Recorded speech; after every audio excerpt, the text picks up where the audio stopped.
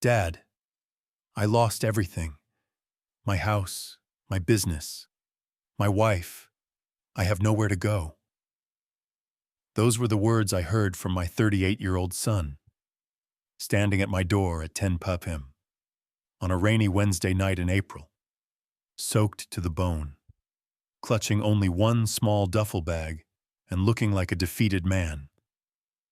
The same son who, for nearly 18 years, had treated me like some relic from another era, a man who couldn't possibly grasp today's world.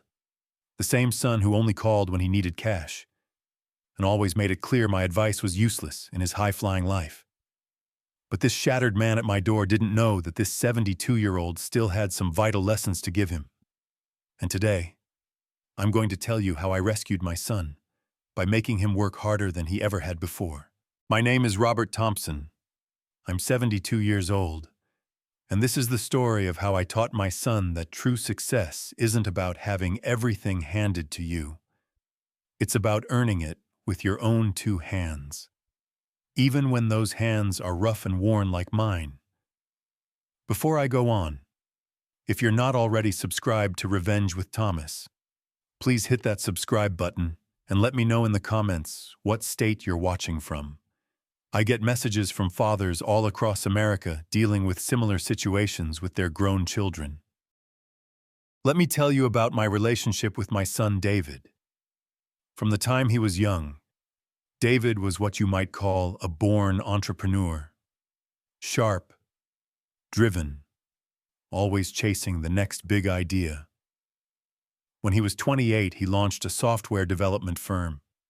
Within 6 years, he was pulling in $400,000 a year, driving a Mercedes, living in a $1 million home in the Atlanta suburbs. He married Lisa, a wonderful woman from an affluent family, and they had 2 amazing kids, my grandchildren, Sophie, now 10, and Liam, 8. And me, well, I was just the old guy who used to repair heating systems for a living. I retired at 67 with a modest pension, still living in the same little house I'd owned for 35 years in Charlotte, North Carolina. Nothing extravagant, but it was paid off and it was home. David made it crystal clear that our worlds were miles apart. When I'd call to check in, the talks were always short. "Hi, son. How are the kids? They're fine. Dad. Look, I'm slammed with a client deadline. Maybe I could visit this weekend. This weekend's no good. Lisa's folks are in town. Maybe next month." Next month never happened.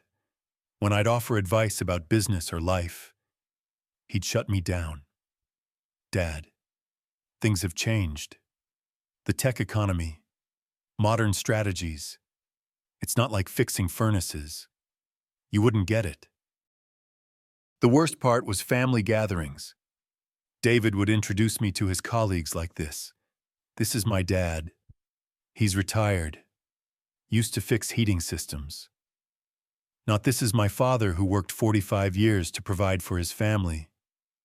Or, "This is the man who raised me after my mother passed when I was 13. Just used to fix heating systems." And you watching from your states, Virginia, Tennessee, Georgia, I bet many of you have felt this same dismissal from your own kids who think success means leaving their roots behind. Leave a comment if this rings true. For years, the only time I heard from David was when he needed something, usually money. His company had cash flow problems, or Lisa wanted to remodel the kitchen, or they needed help with the kids' private school fees. "Dad, can you lend me $20,000? It's temporary." "Dad, we're a bit short this month. Can you cover $12,000, Dad? The firm has a huge opportunity, but we need $35,000 to invest." And like a fool, I always said yes. I dipped into my retirement savings, my emergency fund, always hoping this time he'd repay me, that this time he'd remember his old man was there for him, but he never paid back a dime. And when I'd bring it up months later, he'd say, "Dad, you know I'm good for it. Things are just tight right now." After 12 years of this, I'd lent him more than $100,000, $100,000 from my retirement. And all I got in return was the rare birthday card. and maybe a 15-minute Christmas visit. But I told myself it was okay. He was my son. He was successful. Maybe he was right. Maybe I was just an old man who didn't understand his world. I was wrong about many things. But I wasn't wrong about one. I understood work.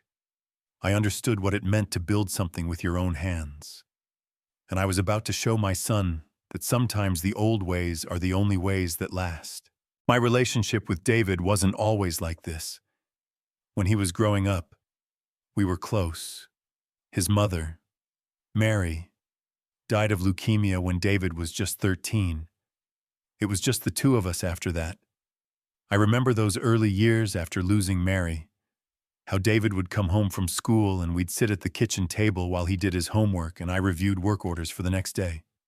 Dad, why do you have to work so late? Because, son, people need their heat fixed. And every job I do right means another family trusts us. He used to be proud of my work. When his friends came over, he'd say, "My dad can fix anything. He's the best repairman in Charlotte." I'd smile and tousle his hair, feeling like the richest man alive. When David was 15, he started helping me with basic jobs during summer break, carrying tools, holding flashlights, learning the fundamentals of electrical and HVAC work. I remember one sweltering August day we were working on Mrs. Jenkins's furnace.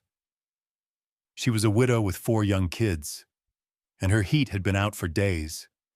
She couldn't afford the $1,500 quote she'd gotten from the big company uptown. "Mr. Thompson," she said with tears in her eyes, "I can only pay you $400. I know it's not enough, but it's all I have." I looked at David, 15 and already taller than me, sweat pouring down his face in the 100-degree heat. "Son, what do you think we should do?" David looked at Mrs. Jenkins, then at her 4 kids watching from the window, and said, "Dad, we should help her. Those kids need heat." We fixed that unit for $400, even though the parts alone cost us $350. As we drove home, David asked, "Dad, did we lose money on that job, son? Sometimes the money you don't make is worth more than the money you do." But somewhere along the way, that boy who understood helping people vanished. Maybe it was high school when he started running with kids whose parents were executives and surgeons. Maybe it was college where he learned that trade work was for those who couldn't do anything else. Or maybe it was when he started earning real money and forgot what it felt like to work with his hands. Whatever it was. By the time David graduated from college, he decided his old man's life was beneath him. I remember his graduation day vividly. I was so proud. The first Thompson to earn a degree. I wore my best suit, the one I'd bought for Mary's funeral, and only wore to church and special occasions. After the ceremony, David introduced me to some classmates. "This is my dad. He's in the service industry. Not he's a master tradesman or he built his own company. Just service industry. Like I flipped burgers. The change was gradual but steady. Phone calls grew shorter. Visits became rare. The grandson who once loved hearing stories about my repair days started rolling his eyes when I'd mention a tough job. 'Dad, nobody cares about furnaces,' he'd say. And slowly, I stopped sharing. I stopped telling him about the senior citizen whose boiler I'd fixed just before winter, or the young couple whose heat I'd restored during a cold snap. I kept my stories to myself and let him believe his world of code and client pitches was superior to mine. The money requests started small. "Dad, I need $3,000 for a certification program." Then they grew larger. "Dad, Lisa and I are house hunting. Could you help with a $15,000 down payment each time he promised to pay me back?" Each time I believed him. Not because I was naive, but because I wanted to believe my son still needed me, even if only for money. Looking back, I realized those loans weren't helping him grow his business. They were enabling him to live beyond his means. while thinking less of the man making it possible. Every dollar I gave him seemed to erode his respect for me, as if my willingness to help proved I was weak, that I didn't understand money the way he did. And you folks watching from your states, Kentucky, Alabama, South Carolina, I know some of you have walked in my shoes.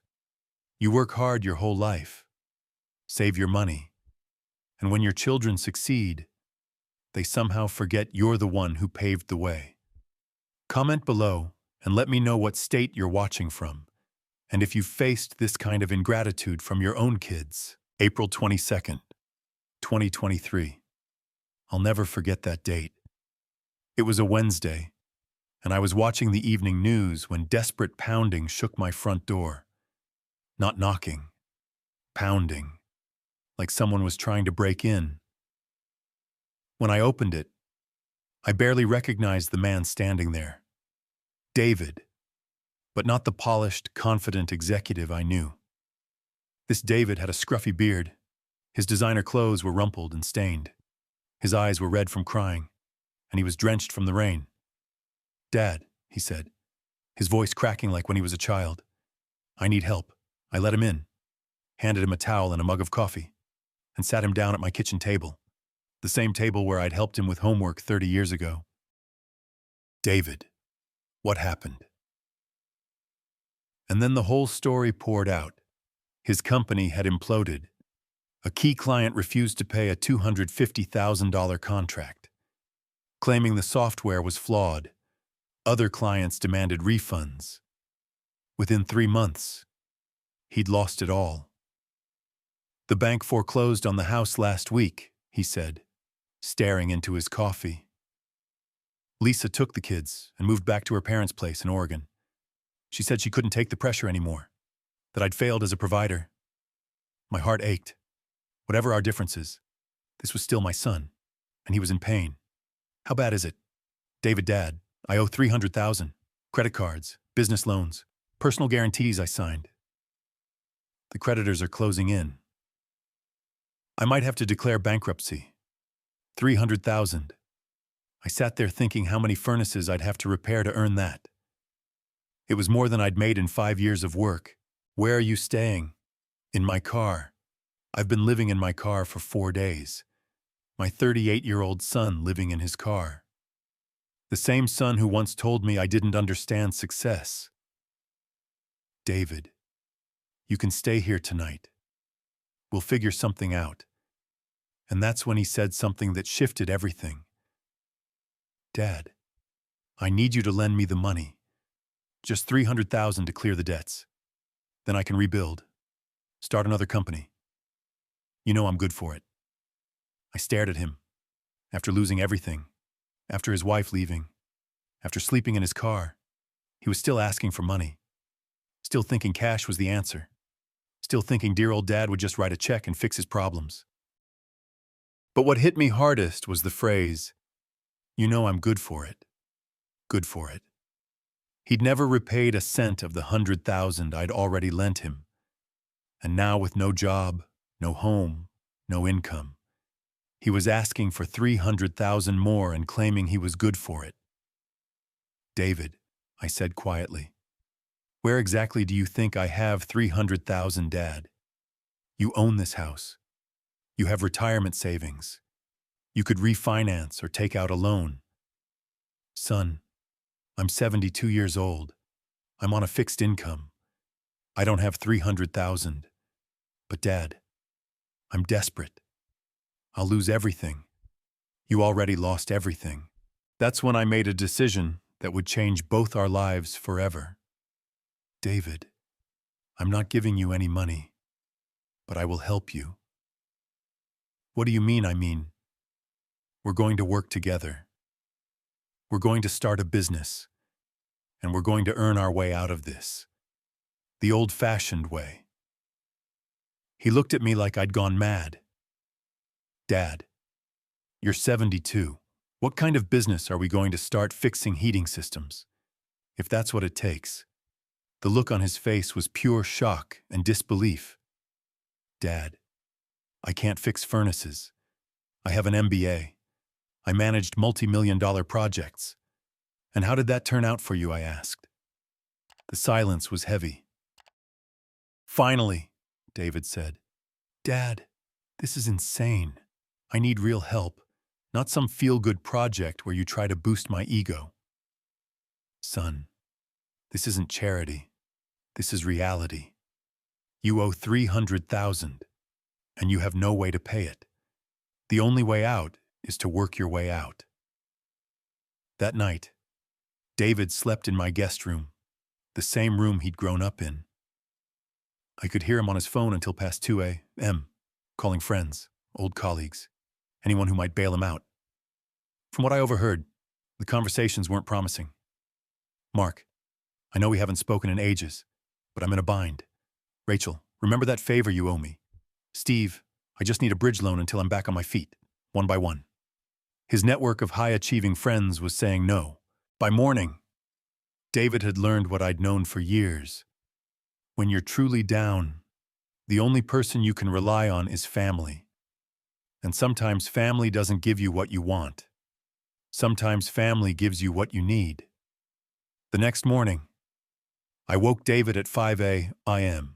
Get up, son. We're going to work. Dad, it's still dark. The day starts early when you're building something from nothing. I had a plan. For years, neighbors had asked me to fix things around their homes. Furnaces, plumbing, electrical, HVAC. I'd always said no because I was retired. But retirement was a luxury I couldn't afford anymore. Not if I wanted to save my son. We're starting Thompson & Son Home Services, I told him as we drove to the hardware store in my old Chevy pickup. Today, we're buying tools and getting started. David looked mortified sitting in my 20-year-old truck after years of luxury vehicles.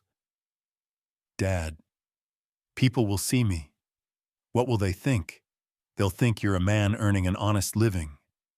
At the store, I spent $600, almost my entire monthly pension, on tools, supplies, and materials. David watched in silence as I loaded pipe cutters, wiring, ducting, and more into the truck. I could see him calculating in his head, wondering how he could possibly earn enough with these basic tools to touch his massive debt. Dad, do you really think we can make $300,000 fixing people's furnaces, son? I supported a family for 45 years fixing furnaces. The question is, are you willing to work as hard as I did? His silence said he wasn't sure. He'd spent the last decade believing real money came from deals and outsourcing labor. The idea of building wealth with his own hands seemed alien.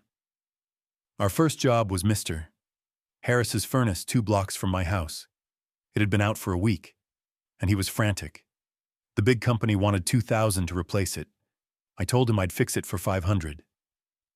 David stood there in his last good suit, watching me crawl into the crawl space to inspect the ducts.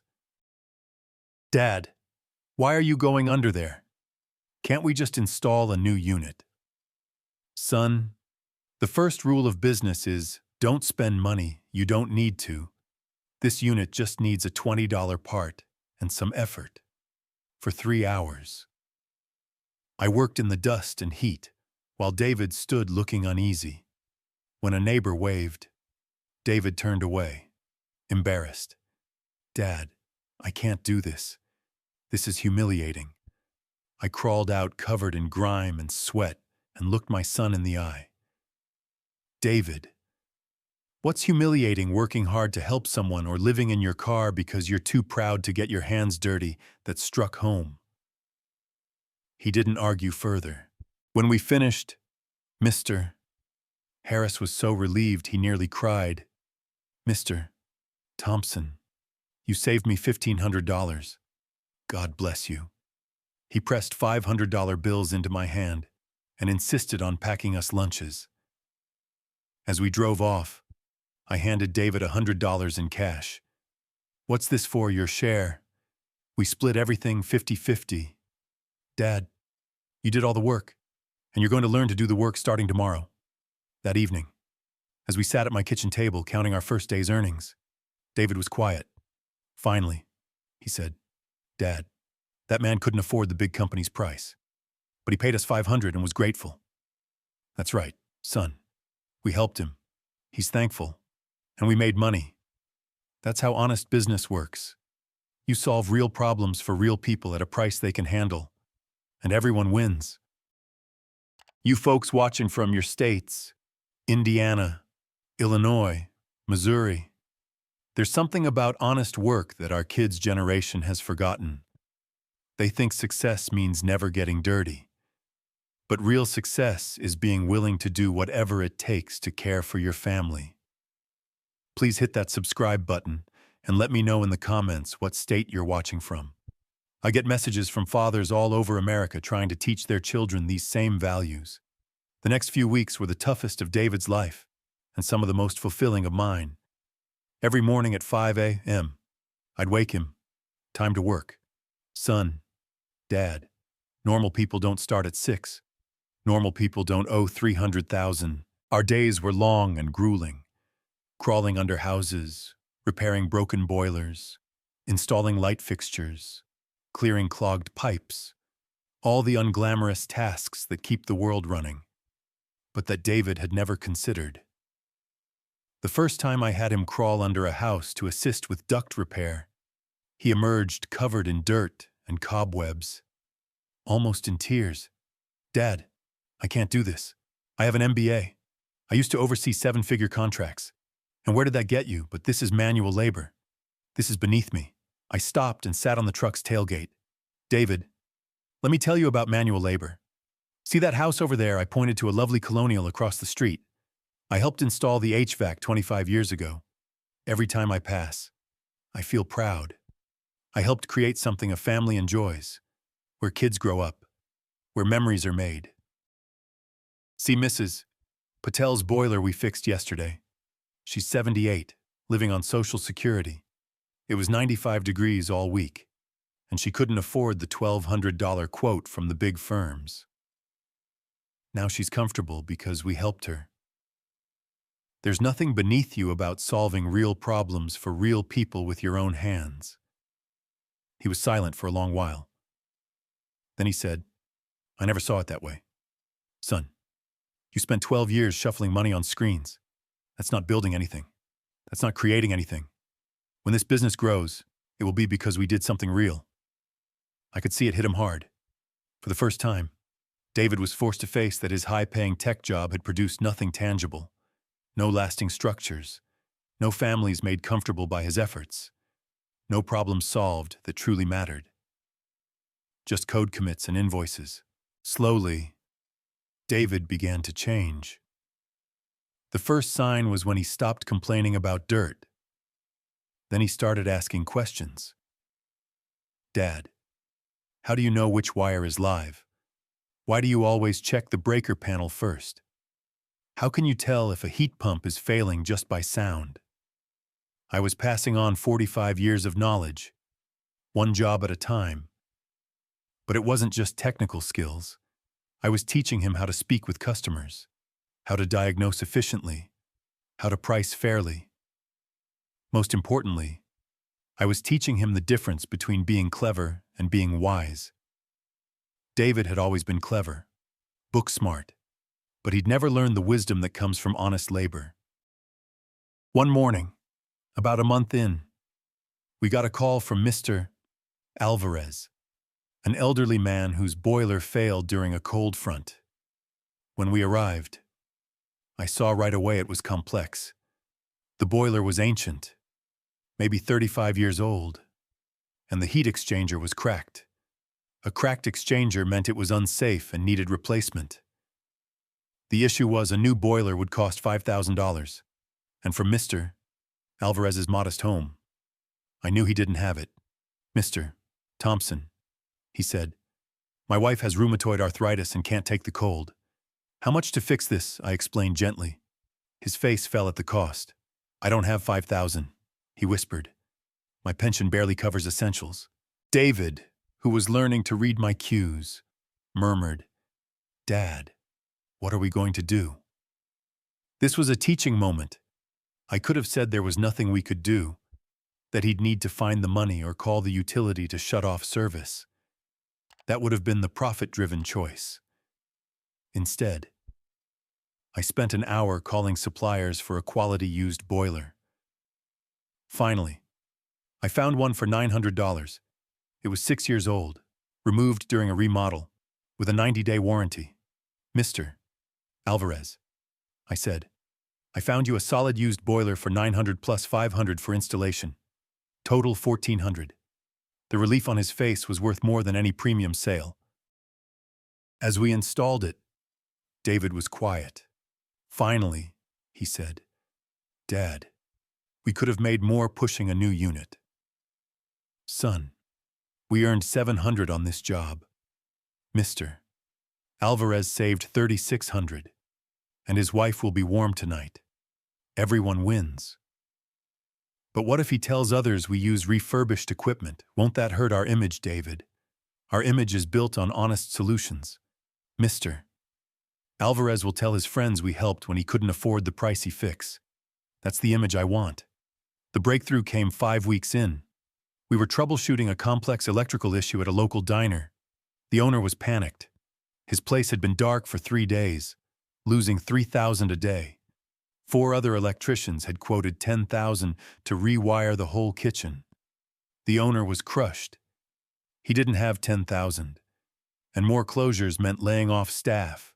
I spent 5 hours tracing circuits, testing junctions, checking components. David watched every step, asking questions, passing tools. Finally, I found it. A single failed contactor costing $60. The original wiring 10 years ago had overloaded this one part, and when it burned, it shut down the kitchen. When we powered up and the equipment hummed back to life, the owner wept with relief. "Mr. Thompson, you saved my diner. How much do I owe you?" $250 for the part and labor. $250. The others wanted $10,000. He insisted on paying $600 and giving us free meals for a month. As we drove away, David was silent a long time.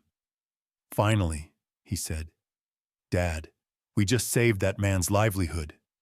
That's what real work is. Son, solving real problems for real people. I'm starting to get it." And he was. For the first time in his adult life, David was learning what it felt like to do work that mattered. Not work that impressed at networking events, but work that changed lives. And you folks watching from your states, Wisconsin, Minnesota, Iowa, there's dignity in real work that our children need to learn. Comment below if you've tried teaching your kids the value of honest labor. And don't forget to hit that subscribe button. After 3 months working together, something incredible happened. Word spread. Mr. Harris told his cousin about us. The cousin told her book club. The diner owner recommended us to other restaurants. Suddenly, we had more jobs than we could manage. "Dad," David said one evening as we tallied the day's take, "we made $1,000 today. Good job." "Son, no, Dad, you don't understand. In my old firm, I charged $600 an hour, but I spent months chasing payments. Today, we made $1,000 and got paid cash by grateful customers." David was learning the difference between making money and earning it. In his tech world, he'd inflated fees, extended timelines, charged for jargon-heavy advice. Here, every dollar was tied to clear value: a working boiler, a restored circuit, a warm home. You couldn't fake it. Either you fixed it or you didn't. By month 4, we had steady clients. By month 5, we were booked 3 weeks out. David had mastered basic electrical, plumbing, and HVAC maintenance. More importantly, he'd learned to treat customers with respect and transparency. I'll never forget overhearing him with Mrs. Brooks about her aging boiler. "Mrs. Brooks," he said, "your unit is 28 years old. I could sell you a new one for $7,000. But honestly, Replacing this exchanger for 500 will give you another 6 years. The customer was stunned. You're talking yourself out of a $7,000 sale. Ma'am, my father taught me repeat customers are worth more than big sales. If I'm honest now, you'll call us when you truly need a new unit. I was prouder than ever. He'd learned short-term gain leads to long-term loss. Better to earn 500 and keep a client for life than 7,000 and ruin your name. But the true test came in month 6 when a call came from David's past. It was a Thursday when his phone rang. It was Karen Lee, a former client from his software days. David, I heard you're back in action. We have a major project. Full HVAC upgrade for our new headquarters. $200,000 contract. You in, David looked at me. I saw the temptation. This was his shot at the big leagues. Real money. His old life. For a moment I feared I'd lose him. The pull of easy cash, of suits over work boots, was powerful. Karen, David said slowly, what's the timeline? We need it in 8 weeks. Your kind of rush job. David was quiet. I held my breath. Then he said something that filled me with pride. Karen, I appreciate the thought, but I'm not in that game anymore. I'm Thompson & Son Home Services. We do honest work for honest folks. But if you need residential HVAC for your home, I'm your man. After he hung up, I asked, any second thoughts, Dad? 8 months ago, I'd have jumped, subcontracted it, marked it up 300%, and delivered late and over budget. Today, I'd rather fix Mr. Harris's furnace and know I did solid work. That's the difference between being successful and being valuable. What do you mean successful people make money? Valuable people solve problems. Money fluctuates, but problem-solving endures. This was a turning point. David had been offered a ticket back to the life that broke him, and he chose honest work. He finally saw the issue wasn't bad breaks or tough clients. It was his mindset, believing he could win without creating real value. 7 months after David arrived, broken and desperate, our little business was flourishing. We were earning $7,000 a month. Not the $30,000 he once made, but $7,000 earned with hands and integrity. More importantly, David was transforming in ways beyond money. He started calling his kids nightly. Sophie, Daddy's learning to fix boilers with Grandpa Robert. Liam, Grandpa taught me to wire a ceiling fan today. He was rebuilding bonds with his children, one call at a time. I heard joy in his voice, absent during his high-income years when he was too busy closing deals to connect. Then came the call that changed everything. It was from Lisa, his ex-wife. David, the kids miss you. They want to see you. Lisa, I'm crashing in Dad's spare room, working as a repairman. I'm not exactly set up. David, Sophie asked why Daddy doesn't visit. I told her you're working with Grandpa Robert, and she said that's awesome. Grandpa Robert can fix anything. Really. David, for the first time in years, our kids are proud of their father, not for money, but for doing something real. This revealed a truth. In David's wealthy years, the kids were proud of possessions, the mansion, the luxury SUV, exotic trips, but they never understood his work or connected with him as a person. Now, earning a fraction, they were excited because they grasped it and saw its worth. 3 weeks later, Lisa flew in with the kids. I'll never forget David introducing them to our work truck. Kids, this is Grandpa Robert and Daddy's truck. We use it to help people. 10-year-old Sophie climbed in back and found my toolbox. Daddy, can you teach me these tools, sweetie? These are Grandpa's. He's the expert. Grandpa Robert, Sophie said. Will you teach Daddy and me together that Saturday? 3 generations of Thompsons learned to replace a sink in my kitchen. Sophie held the light. David turned the wrenches. I guided. It was the best day in years. Watching my granddaughter learn beside my son. Seeing pride in David's eyes as he taught her something practical. Feeling like a family again. On Sunday, as Lisa prepared to fly back to Oregon, she pulled me aside. "Robert, thank you." "For what?" "Lisa, for giving me back the man I married. David is different. He's humble. He's present. He listens. He's not always chasing the next deal." "Lisa, I just taught him to work." "No, Robert. You taught him who he really is." That evening, after they left, David sat with me on the porch. "Dad, I have a confession." "What's that, son?" "When I showed up 7 months ago, I thought you were my last option. A broke old man who might lend cash to restart my real life. Now I see you were never the last option. You were always the answer. I just didn't know the right question." "What was the right question?" "Not how do I reclaim who I was, but how do I become who I'm meant to be?" Folks watching from your states, from New York to Arizona, from Maine to California, this is what real success looks like. Not the size of your portfolio, but the strength of your character. Not what you own, but who you are. If you're enjoying this story, please hit that subscribe button and let me know in the comments what state you're watching from. I get messages from fathers nationwide trying to instill these values in their kids. 9 months after launching Thompson & Son Home Services, something unexpected happened. David came to me with an idea. "Dad, I've been thinking. What if we grew the business, hired help, bought another truck, maybe took on some commercial work?" I smiled.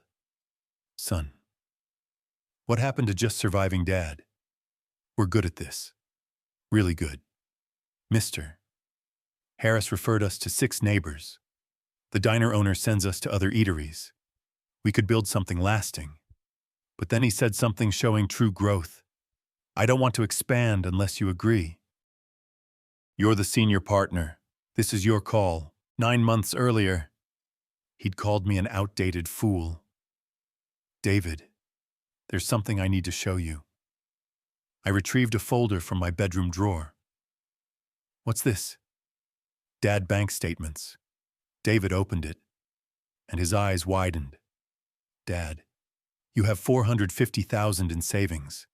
I've saved for 45 years. Son, lived frugally, invested smartly. I could have cleared your debts 7 months ago." "Then why didn't you?" "Because money wouldn't have fixed you. Your problem wasn't being broke.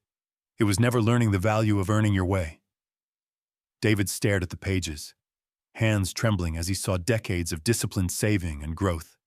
"You let me sleep in your guest room, work 14-hour days, crawl under houses when you could have written a check.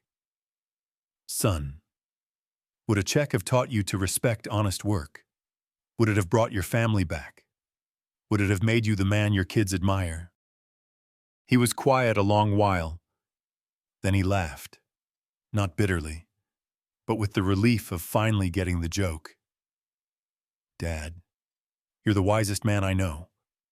I'm just an old furnace repairman." "No, Dad, you're a teacher, and I was your toughest student."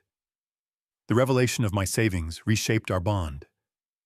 For the first time, David saw me not as a poor retiree needing pity, but as a man wise enough to live below his means, disciplined to save, loving enough to sacrifice comfort to teach a priceless lesson.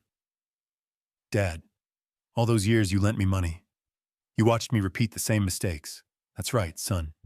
You knew I was overspending, buying things I didn't need. I did. Why didn't you just tell me to stop, David? Would you have listened?"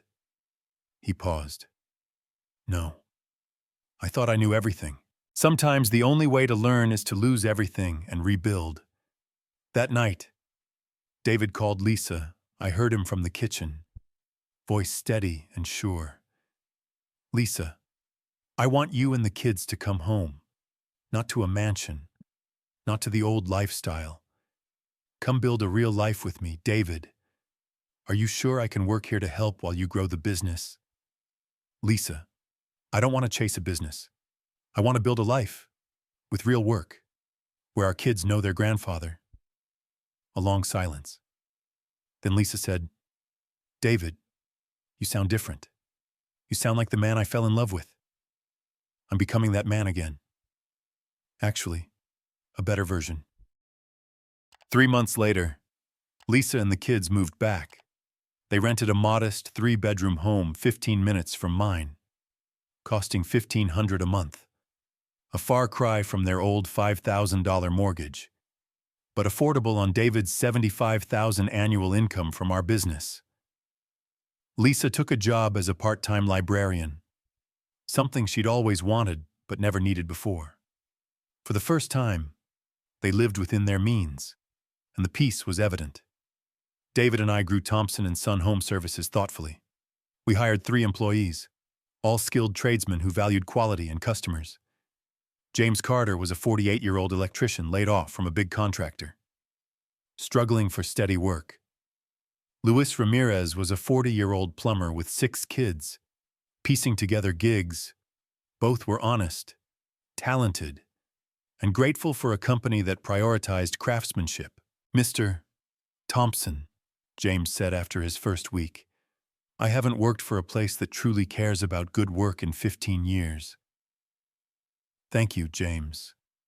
We're not doing you a favor. You're doing us one with your expertise." The model was simple: honest work, fair pricing, treat every client like family.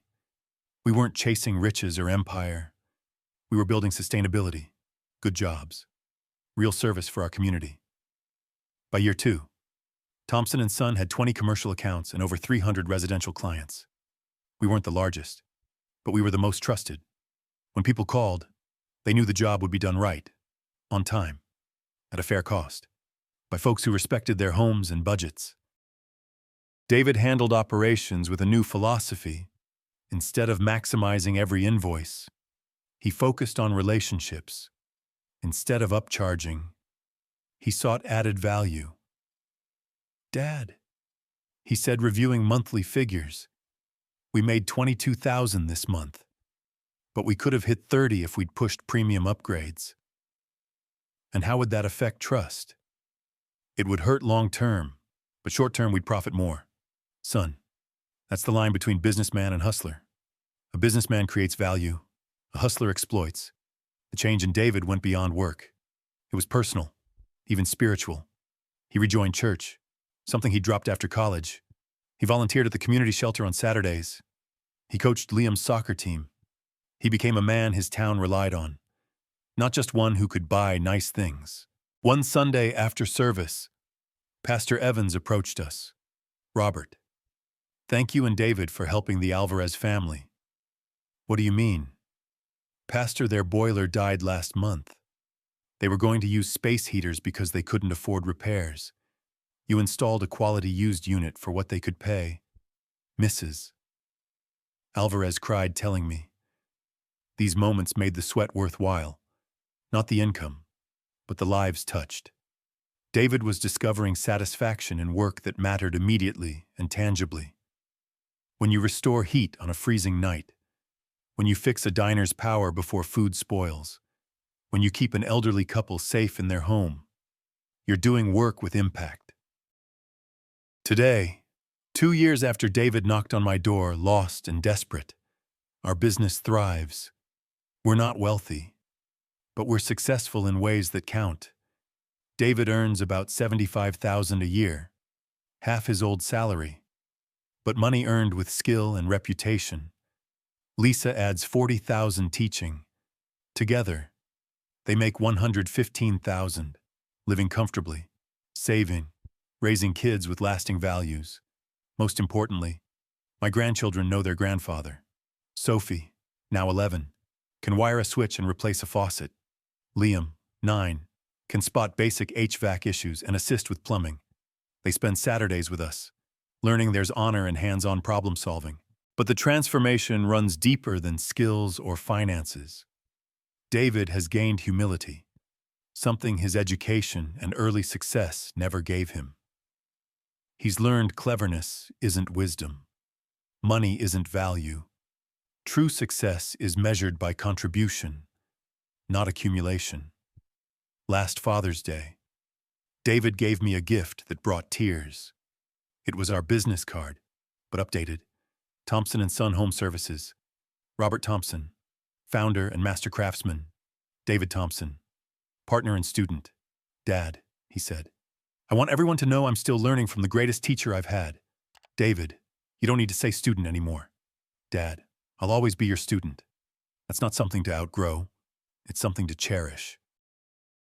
This morning, I woke to David in my driveway loading tools into our truck. Not because I forced him, but because he loves the work. He loves solving problems. He loves the grateful nod from a customer whose heat we restored on a cold day. He loves coming home tired but fulfilled, knowing he earned every dollar honestly. He loves looking his kids in the eye and telling them exactly what he did and why it mattered. My son learned success isn't how much you make. It's how much value you create. It's not what you have. It's who you are. It's not being above honest work. It's finding dignity in serving others. The other day, Sophie asked me, Grandpa Robert, why was Daddy sad all the time before? What do you mean? Sweetheart in the big house. Daddy was always on his phone and seemed stressed. Now he laughs more and plays with us. How do you explain to an 11-year-old that her father chased the wrong success, that he built his worth on things that vanish instead of things that endure, Sophie? Your daddy learned the most important job isn't making money. It's caring for people. And now he cares for people every day. Is that why he's happier exactly? Sweetheart. And she's right. David is happier. Not because life is easier.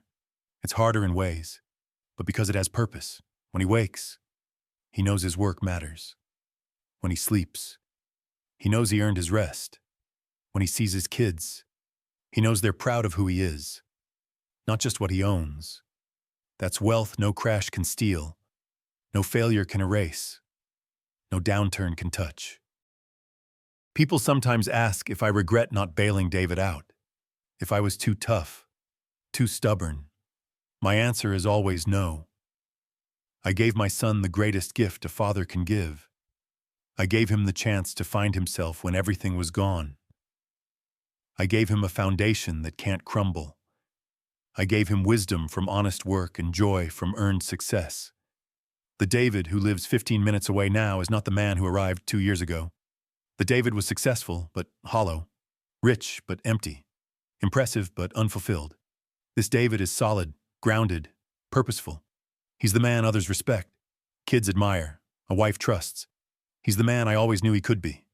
But he had to find it through his own sweat and choices. If you made it to this end of my story, please hit that like button and subscribe to Revenge with Thomas. Share this with any parent facing a grown child who's lost their way. And comment what state you're watching from. And if you believe it's never too late to teach our kids the value of honest work. I hear from fathers in every state, all grappling with similar challenges. Remember, sometimes the greatest gift isn't money or ease. It's the chance to discover who you are when all else is stripped away. Sometimes love means saying no to what they want to give what they need. Sometimes the hardest path is the right one.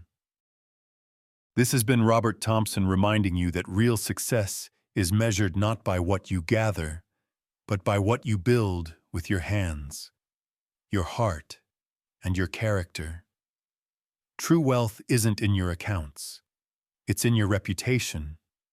Real security isn't savings. It's skills and integrity. And the best legacy isn't cash. It's knowing your children can face any storm because they know how to work, how to serve, how to create meaning with their own effort. Thank you for hearing my story. Thank you for subscribing to Revenge with Thomas. And remember, it's never too late to teach our children that honest work is the bedrock of all enduring success.